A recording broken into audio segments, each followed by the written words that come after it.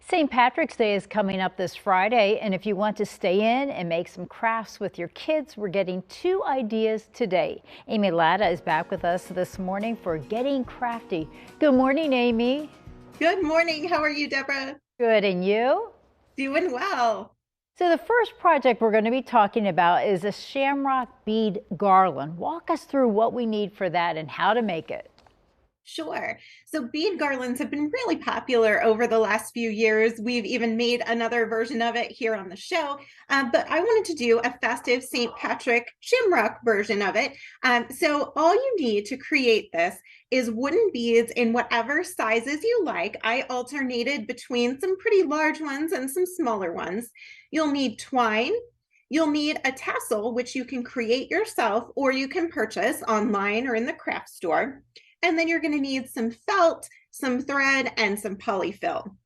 So the first step is to decide how long you want your garland to be, and that determines how many beads you need.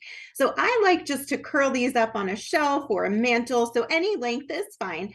And once you decide on the number of beads, you're going to paint some of those beads in green and white while leaving some of them natural. Now, one thing that I like to do is I like to put the beads on wooden skewers to paint them because that way it's easier to paint the round surface. Then once your beads are dry, you're just going to string them on that piece of twine, tie a tassel onto one end, and then the fun part comes in creating this festive little shamrock for the other end. All you're going to do is cut out 2 identical shamrock shapes from felt, and I have a template for this on my website at amylattacreations.com if you don't want to freehand it. But you're going to cut 2 of those out, and you're just going to either glue or hand stitch, depending on what you'd rather do, around the outside edges. Then you're going to put polyfill in there to stuff it and puff it up a little bit. Then you just tie it on that other end of your bead garland, and you can use a decorative ribbon on there, just a little pop or anything else you want to do to decorate it.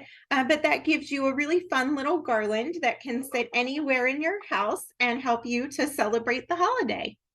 That is a perfect thing to make, especially with your kids. Now, you also have a shamrock canvas to show. Tell us about that. I do. And this is another fun one that crafters of all ages can create. You can make them together as a family, but all you need is a canvas and markers for this one. Super easy.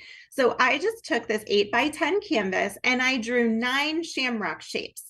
I used 3 different shades of green, kind of a light, medium, and dark, and I drew those basic shapes, and they're really simple to do. All you do is just draw 3 heart shapes and then a line at the bottom.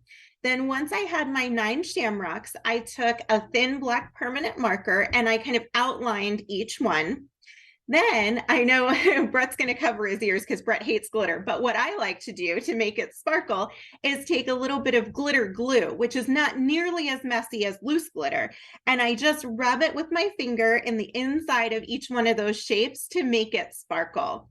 Then you know that hand lettering is my thing. So at the bottom, I chose to letter the word lucky in my faux calligraphy, but you totally don't have to do that. You can write anything you want or nothing at all. But this is just a really fun and festive little thing that you can put on the wall. You can put it on your mantle or anywhere you like, even gift it. You can take it into school for the teacher or anything you want to do to celebrate St. Patrick's Day.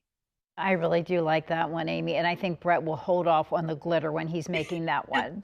It's okay. It's totally optional. Remind us of your website and what we can find there.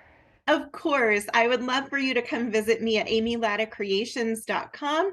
I have tutorials for all kinds of craft projects, including these 2, if you want to see those instructions again. And of course, you can also check out my books. My book, Doodle Everything, shows you how to doodle the shamrock and lots of other holiday and spring and all kinds of doodles. Thanks so much, Amy, and we will see you again later in the show.